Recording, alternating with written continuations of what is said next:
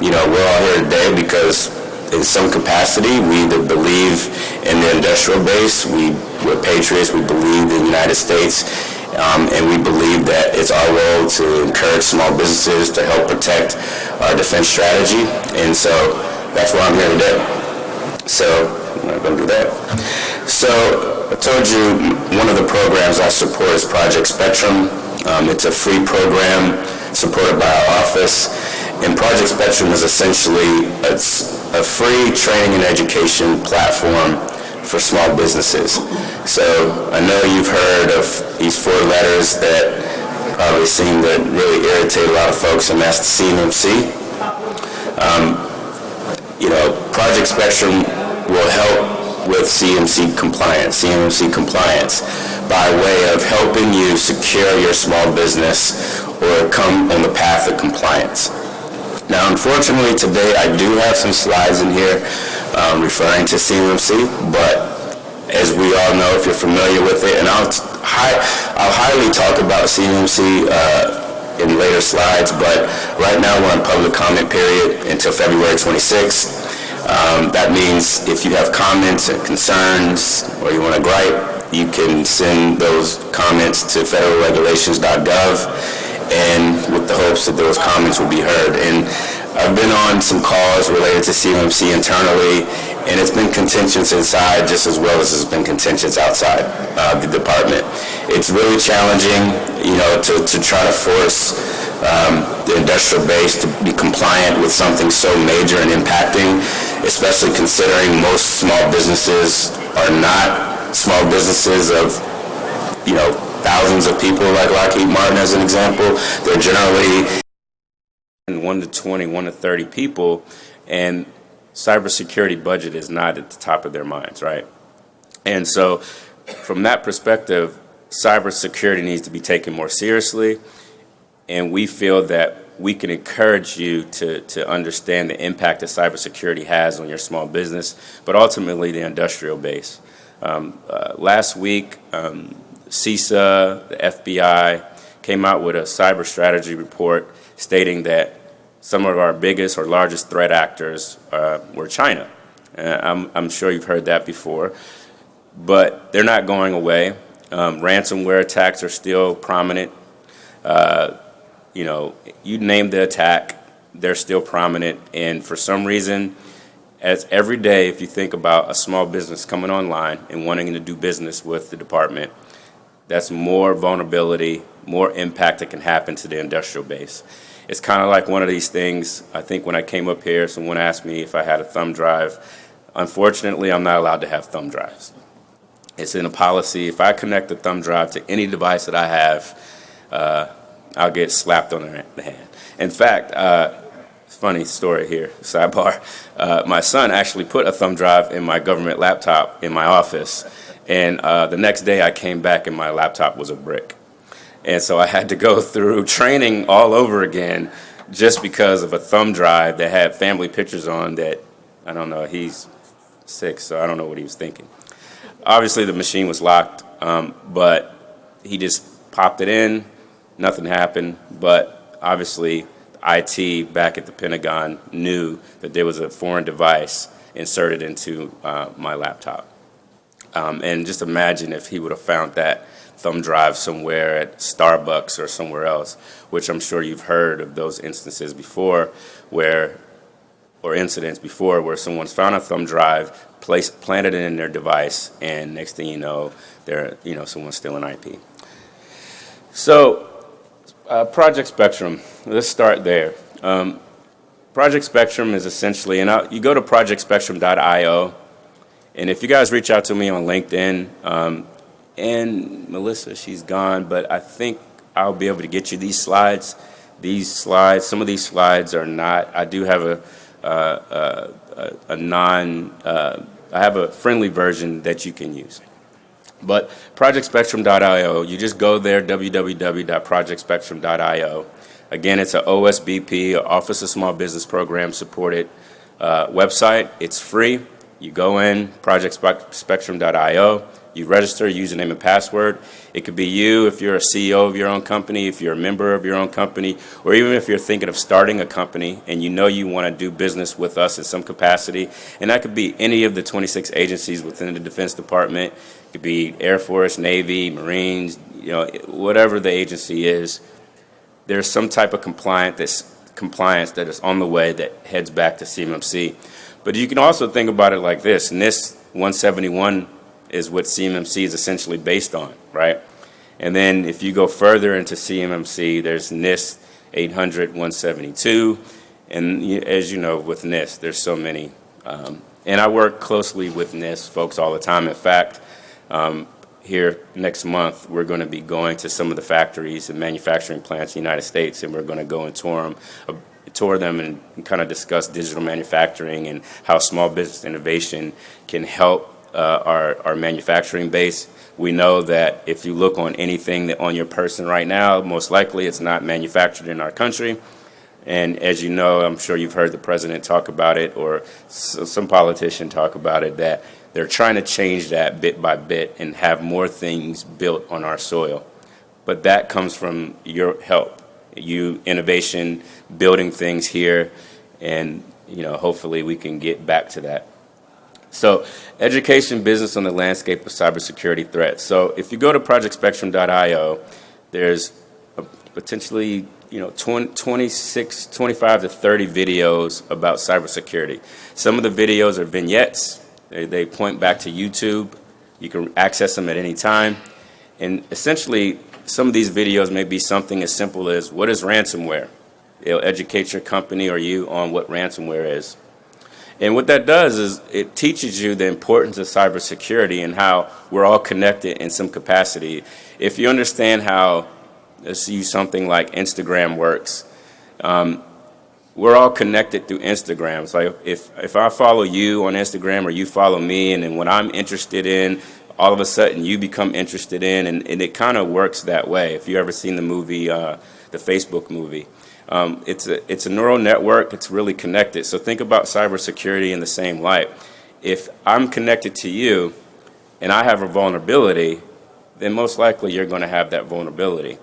And patching helps. There's stuff in Project Spectrum, videos about patching that can help you patch your environment. You can't rely on your cloud provider. I know some of you host or house your data in the cloud. So if you think Azure, Google Cloud, or AWS, those are the large three CSPs that most of us use in some capacity. In fact, the reason why we have this hiccup, because I have Microsoft Office, 0365.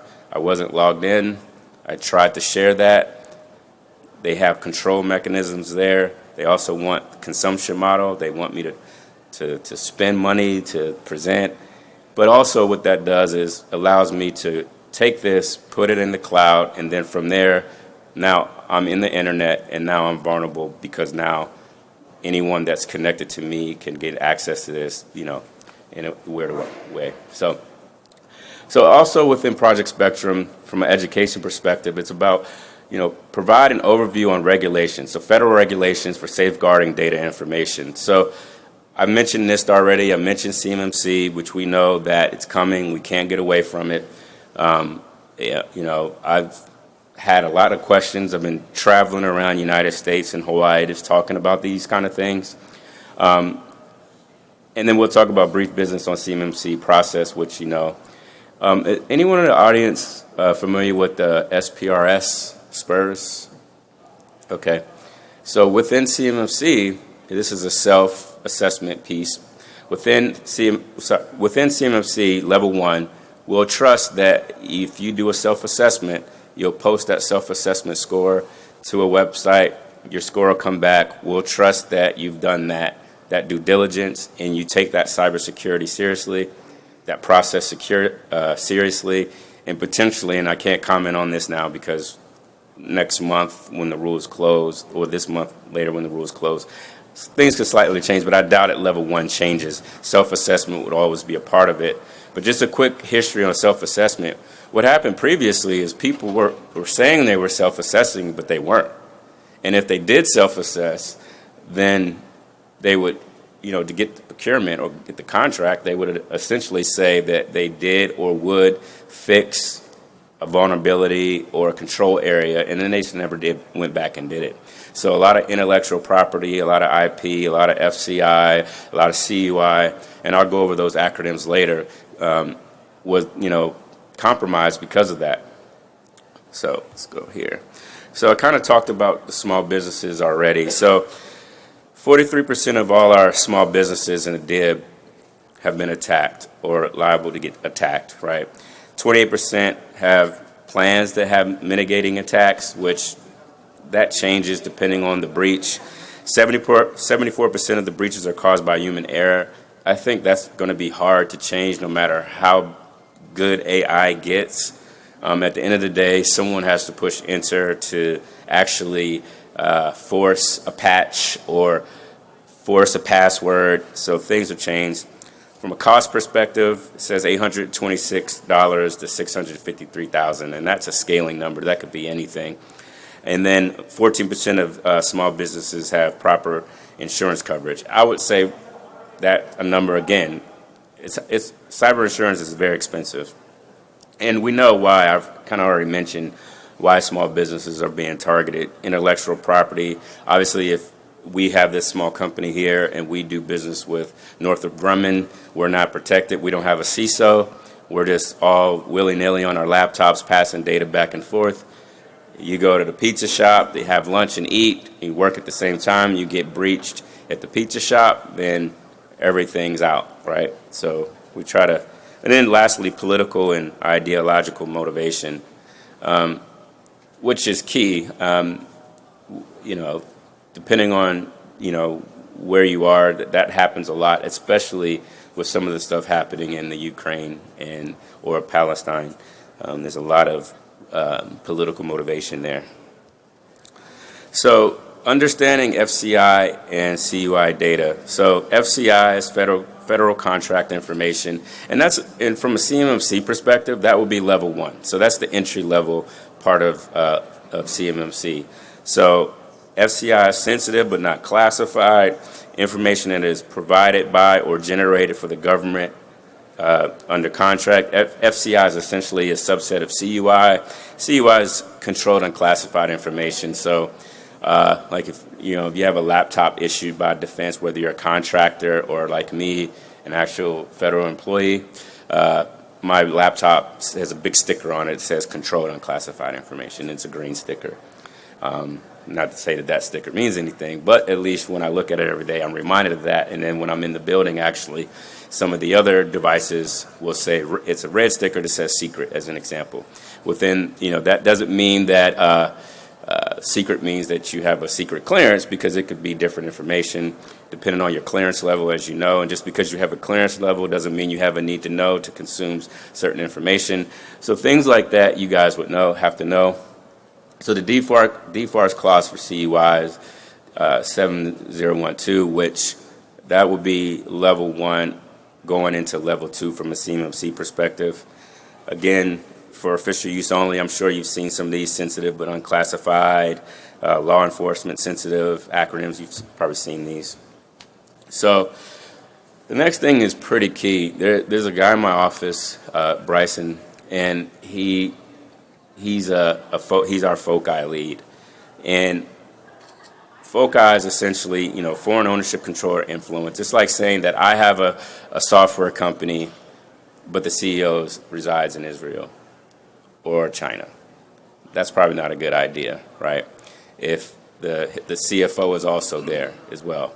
So what we're trying to do is stop companies from being started in countries that we may or may not have an issue with, and then obviously that can create issues from a financial perspective, intellectual property perspective, and again, it's about protecting the DIB. And it's hard because, we're a nation built up of so many different folks. Everyone, just because you live in another country doesn't mean you have bad intent. When I was doing my PhD work, a lot of my classmates were from other countries. In fact, I was the only American in my class, which was pretty interesting. And they all wanted to start companies. Unfortunately, they couldn't start a company at the Defense Department, but they all wanted to start companies, and they all had startup ideas, and then they left and went back to their respective countries to start those businesses, and it was pretty interesting. So anyway, that's just a sidebar.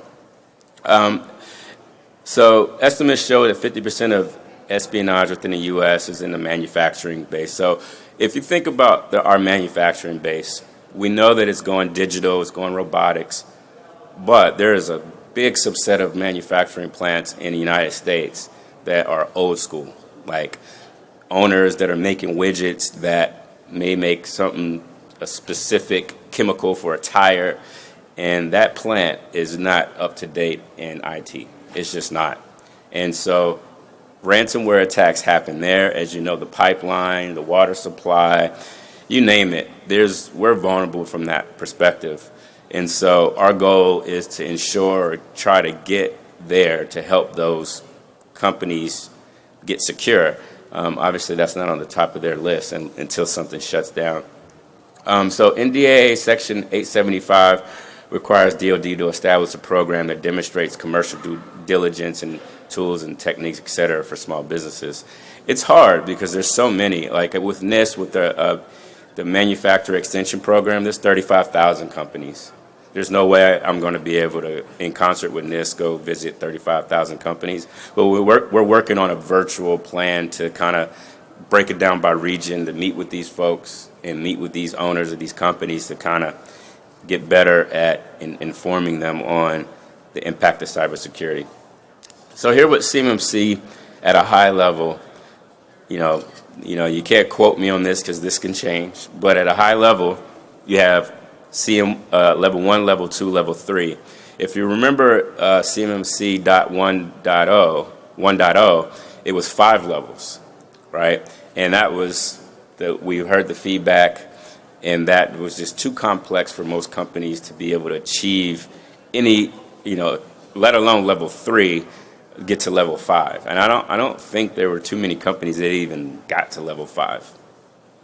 So level 1 is the one I talked about earlier. It's considered foundational, basic data safeguarding for businesses, only handling FCI data. A lot of that is contract information. So if you have a contract where you're supplying, let's say food products to an agency, maybe there's not any IP in there outside of building location. There will be some financial information in there, but not in the contract, so to speak. But if you procure that contract, then all of a sudden you're communicating back and forth with an agency, and there's IP there that you may have access to, like financial data, building access, and things like that. Level 2 is considered advanced. I think most companies will probably sit in this area once it comes out. Can't quote me on that, but it's considered advanced, and that's the CUI piece. So, for instance, if you try to compete for a contract, the contract will tell you, once CMMC comes out, what level you need to be at in order to compete for said contract. And level 3 is expert, which in order to get level 3 certified, you will have to get assessed by a government entity in order to graduate to that level. So I talked about level 1. I talked about the self-assessment, the SPURS score. The self-assessment must be submitted to the supplier. The cool thing about Project Spectrum, there's a built-in SPRS piece in there. You can upload and get a score based on that, and then you can place that score, or we're working on getting a certification that you could place on your website. So when a procurement office looks you up, goes to www.cyberinnovation.com, and that's your company name. They could see your SPURS score there. They could see your resume about how you take cybersecurity seriously. And when you're competing against other companies, maybe that places you higher on the list. And again, all this is at no cost through Project Spectrum. The one thing I want to add here from a CMMC, please do not pay anyone to CMMC certify you, okay? Right now, it's impossible for that to happen because there's no such thing as CMMC, right? There's no contract that's going to require that at this point. Now, this time next year, when it's a rule, sure, they may say you need to be level 1 or level 2 certified in order to procure that contract. But if you think about it, if you take a step back, there are tons of companies, a lot of them are downstairs, that are going to say that we can help you get CMMC certified. Well, I would ask how. A lot of that is basically traditional compliance stuff. If you're already a small business and you don't have the money, I don't know if you want to pay, some company $100,000 to get you certified with the hopes that you might get certified. I think you want to go to Project Spectrum. I think you want to meet with some of our cyber advisors, which I'll touch on here in a little bit, that are free, that will get you on the path of compliance. It's key to understand that no one can do that for you yet. There's a lot. Where was I? I was in Atlanta last week, and there was a company there that said that we could get you CMMC certified. So I had to stop by their booth, and I got the sales pitch, and I said, oh, that's interesting because I work for this office. How are you going to do that? And he said, oh, well, I didn't mean it that way. Well, I'm like, well, you can't charge a small business or scare them into trying to get compliant through you. And now my question was to the company is, are you providing a certification that's coming directly from the CIO's office and the DOD? I just asked that question. And he said, well, technically what we're going to do is we're going to have these compliance metrics. We're going to help you go through a compliance process. We're going to look at your controls in the cloud. We're going to look at your firewalls, your routers. We're going to make sure those secure and patched. I'm like, oh, okay. Yeah, I mean, that's a good way to do it, but you shouldn't attach that to CMMC, and that's a cost that if the customer goes through Project Spectrum, we can help them with that. And then I'll talk about some of the other agencies. NSA has a program too. If you want to do some procurement work with NSA, they have a free program, a DNS program, and they have some other programs. CISA is working on some programs. So let's see. So go through here. So just look at this compliance scenario real quickly. So CMMC level 1, you select the appropriate CMMC level. Say you want level 1. There's a scoping assessment. That scoping assessment, which can be done in Project Spectrum, which again is free of charge. You go through that assessment period, do that self-assessment, perform that gap analysis, develop a remediation plan, implement those security controls, prepare documentation and evidence to say you did those previous steps, upload that self-assessment score to Project Spectrum, and there you go. Now, there's a lot of companies that would charge you for that, and we're not saying that there's no way that a company can help you get your company secure. There's two different conversations. Getting your company secure from these outlines of maybe NIST standards or NIST CSF, which is a cybersecurity framework, is one thing. For a company to say that we're going to get you CMC certified is another thing. Now, there are going to be companies that the DOD is going to say, there's a list of companies you go to DOD's, their DIBCAC website, there will be companies that will be able to help certify you level 2 or level 3 down the line. There will be companies that will be able to do that, right? Most likely, a lot of the companies that are selling you on that a lot of times are not. To get on that list, there's going to be requirements to get on that list. There's like 53 or more companies on that list right now. And right now, they're not active in CMMC compliance because it's technically not a thing. But you have to be very careful. And if you get approached by a company, you should ask them if they're on that list. And then, if you're going to go through that process, what is your goal? Are you a protege? Are you in the mentor protege program? Or you're part of Apex Celebrator program, which is in my office as well? And if you're on that path, then we can help you go through that compliance process too. So the one thing I want to say is that, let you take a picture there. I'm going to go off of CMMC here for a second. I have a lot of CMMC stuff because that's what I get a lot of questions. The one guidance that I've been given from a procurement process is, firstly, if you're interested in going to the Mentor Protege program, there's 97 Apex Accelerator programs across the United States. So wherever your company is based, there's an Apex Accelerator program there.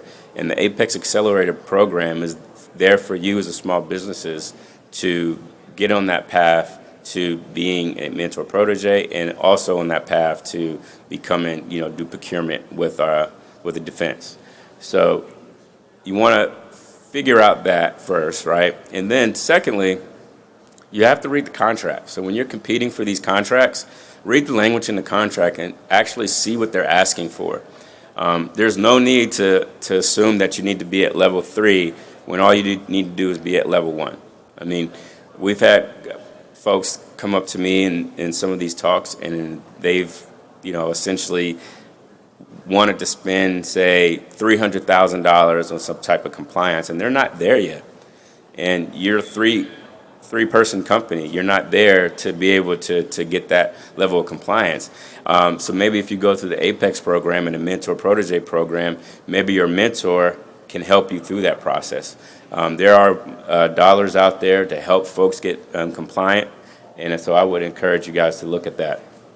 So I mentioned the Apex Accelerator program, Project Spectrum, the Industrial Playbook, Cyber Advisor Services. So our cyber advisors are individuals that have all types of skill sets. Some of them are compliance folks, some of them are technical folks, and what they can do is they can help you on your path to compliance, whether it be NIST standards, CMMC, or any other standard within defense. And personally, the cyber advisors on my team, they're excellent. A lot of them have 20, 30 years cybersecurity experience. They work, and their response time is generally within 48 hours. And what they do is you reach out to them through projectspectrum.io. They get back to you within 48 hours. You pose your question. They meet with you virtually, and they can just walk you on your path to answering some of your questions. If you have a question about what a SIM tool is, like a security and event management tool, if you have a question about what a firewall is, or how do you implement a firewall, or how do you turn controls on in a firewall, or how do you leverage a cloud security in AWS or Azure, what controls do you need to have? And maybe they can help you with that. We even have within Project Spectrum all the tools, so you can do a tool assessment. So what's the difference between the different firewall products in the marketplace? It can give you a strengths and weaknesses on those providers, and then you can go from there and make your decision. Also within Project Spectrum, we have tons of, as mentioned, training and education, but cybersecurity blogs, cybersecurity newsletters, and Project Spectrum briefings like this. Some are a little bit more cleaner and a little more uniform, but basically, we have them. And then you can attend your Apex Accelerator meetings. There's probably one a week in somewhere in this country, and most of them are virtual. So I would encourage you to do that. So to contact Project Spectrum, we have training webinars, which I mentioned. We have outreach at projectspectrum.io. So if you want to reach out directly to someone on the team, you reach out there. We have social media. Obviously, we're on LinkedIn. We have Twitter, YouTube, and we're pretty responsive, and we're trying to grow the word. I think one of the issues is that the industrial base, they're not aware. You guys aren't aware of the programs that we have out there, and we have tons of programs that will help you be stronger, more attractive companies to some of the procurement offices, and my goal is to help you with that. So, any questions?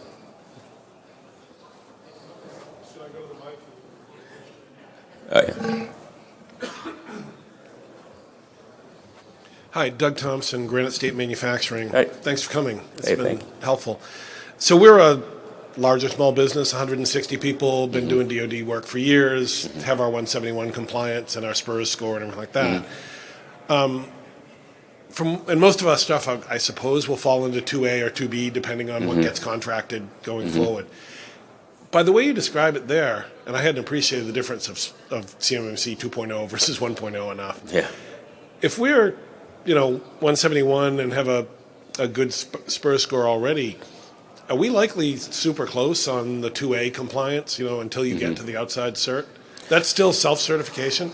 Yeah, well, level 1 is still self-cert. Is 2A still self-certification? No, 2 will not be self-cert. Oh, it looked Only like the one. split on your slide between 2A and 2B was inside versus outside Let cert. me go back to that. Let's see. That really got my attention. Trying to think which slide you were looking at. Let me go back. Yeah, I see. Yeah. No, so a portion of it will be you'll still have to have a self-assessment to be in level 2, but you'll still need to have the you can't get to level 2 without the self-assessment, but level 2, depending on the contract, there will be more requirements. And that's when the language of the contract really matters, depending on the agency. And that's more of the language which may change here in the next month or so, right? That's the stuff that I can't really comment on, because if you go and look at all the language and the talks about and the comments on CMMC from non-DOD agencies, like just folks, reporters and such, they have all these questions and they're throwing out all this information. It's confusing a lot of folks. So this period right here is very interesting because we can't really even comment on any of that. So this might change. And most of the rest of us can't comment because we don't even know the right question to ask. And by the way, you got to think about it like this. Even when the rule comes back and it says, even for the rest of this year, it's still not going to be you don't have to be compliant. You'll have time to figure it out. The problem is if you're a mentor to a larger company like Lockheed or Northrop or whoever the larger company is, they may have these requirements baked in to even do business with them. Now, if they want to bring you up, right? But if you apply directly to that procurement and you try to compete for that procurement, then they will have specific language. So that's going to be the bigger difference, that some of the larger companies are going to require that you have some type of level 1 or level 2 compliance, which, I don't know if that's fair or not. I can't really comment on that. That's probably how most of us will end up operating, because you do far more subcontracting work than prime contracting work. Right. So, Yeah. Thank you. Mm-hmm.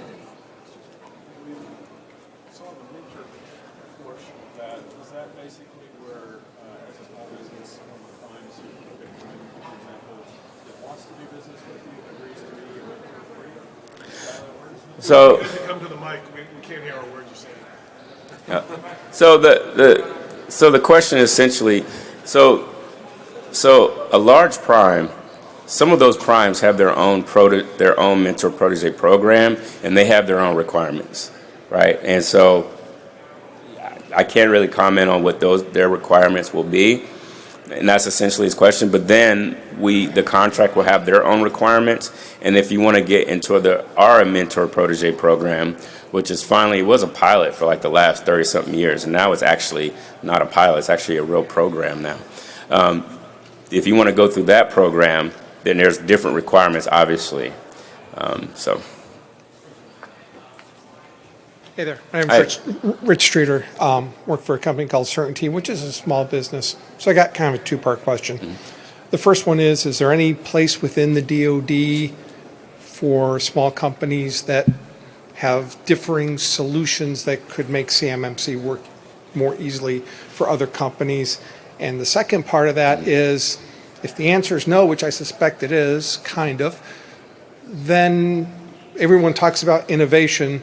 How exactly are you going to bring innovation into this process, real innovation, if it's just basically taking the current processes and saying everyone has to do it, which would take the small innovators and basically you would almost in a regulatory sort of fashion say you can't play with the innovators?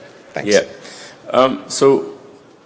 Part of the problem is the outreach hasn't been there to educate the small businesses on what's out there, like Project Spectrum.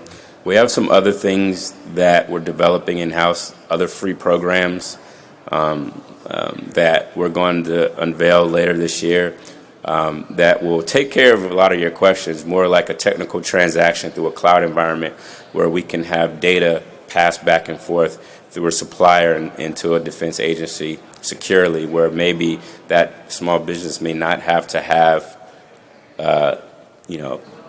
like maybe a virtual desktop, for instance, a secure virtual desktop where you could communicate through an office or a procurement office securely without having to have as tight of a cybersecurity metric, because once you're in this client, this virtual desktop that's secure, you're only interfacing with that office through that environment. And as soon as you log out of that environment, then there's, I won't say no risk, but it's a lot less risk. So that we're developing programs and innovation that on the outreach side will help you guys to feel more, I would say, more confident in being able to win business with us by, essentially knowing that if you do your part of making awesome products and services, then if you do your part on the assessment piece and the compliance piece, we're going to offer programs, or we're offering programs in technical environments that will allow you to securely communicate, which in a way is a cost savings on both sides. So, sorry, I'll just be loud. So how do you get inside of that OODA loop? Because I've tried for the last year emailing your office, maybe a predecessor of yours, haven't gotten anything back. So how exactly does one of us inform you of what our innovations are that you could put in to whatever that environment is that you're proposing to put out soon? Yeah, so my office and directly, we don't procure any contracts, right?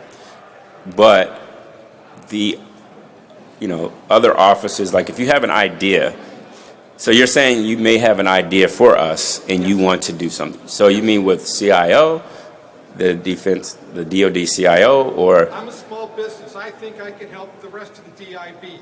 Right. Give me a break. Tell me who to go talk to. Right.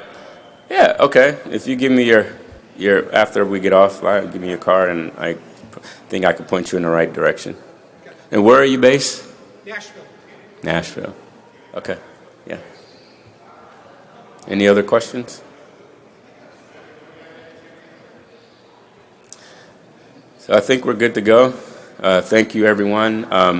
Again, you can reach us on LinkedIn, and if after I could give you my LinkedIn and my email, and you guys could contact me directly.